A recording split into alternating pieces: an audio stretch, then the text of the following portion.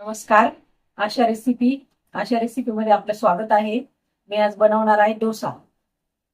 हे बघा, आपण तांदूळ घेतले 1 ग्लास, ते मी भिजवले, 4 तास भिजू दिले, सगळं स्वच्छ धुवून घेतलंय. आता ही चना डाळ घेतली 1 वाटी आणि उडीद डाळ घेतली अर्धी वाटी आणि मूग डाळ घेतली अर्धी वाटी.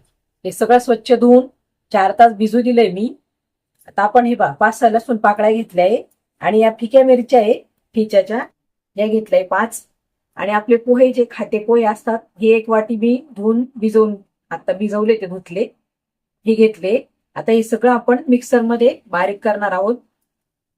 बघा, आपण आता डोश्याचं बारीक करून ठेवलंय.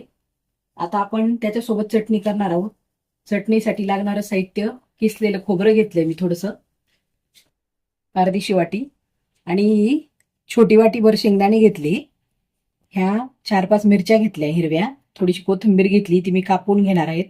4-5 कढीपत्त्याची पानं घेतली आणि ही आपण भिजवलेली चिंच घेतली, ती थोड्या वेळ भिजू देऊ. आता हे सगळं मिक्स करून आपण चटणीला वाटणार आहोत. हे सगळं बघा, आता आपला तवा तापला आहे.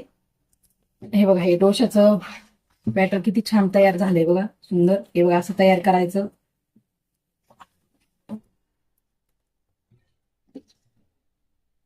आता तवा तापलाय, आपण एक स्वच्छ कपडा घेतलाय, पाणी जवळ घ्यायचं, थोडस पाणी शिंपडायचं त्याच्यावरती, तव्यावरती कपड्याने असं थोडं पुसून घ्यायचंय.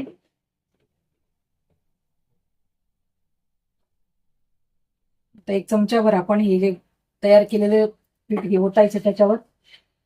आता डोसा आपल्याला छोटा मोठा कसा पाहिजे त्याप्रमाणे आपण पीठ ओतायचंय तव्यावरती. असं पीठ ओतलं. आता गॅस मी जोरात केला आहे, इतका वेळ बारीक ठेवलेला होता. आता त्याला थोड्या वेळ होऊ द्यायचं, मग पलटायचंय ते आपल्याला. सुंदर सुवास सुटलाय बघा त्याचा. ते बघा, आता आपण उलटून घेणार आहोत. ते बघा, आता बघा आपला डोसा किती सुंदर दिसतोय.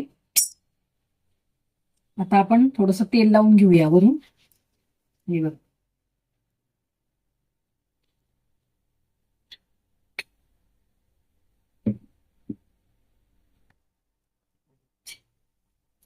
बघा डोसा किती सुंदर तयार झालाय आपला. असा डोसा खूप सुंदर लागतो, तुम्ही करून बघा. बघा, तर आपला डोसा तयार आहे. त्यासोबत शेंगदाण्याची चटणी केलेली आहे आपण. आणि आता मी बटाट्याची भाजी काय आज बनवली नाही, याच्यासोबत कोरडी बटाट्याची भाजी पण सुंदर लागते. तुम्ही करून बघा असा डोसा, चटणी खूप सुंदर लागते खायला.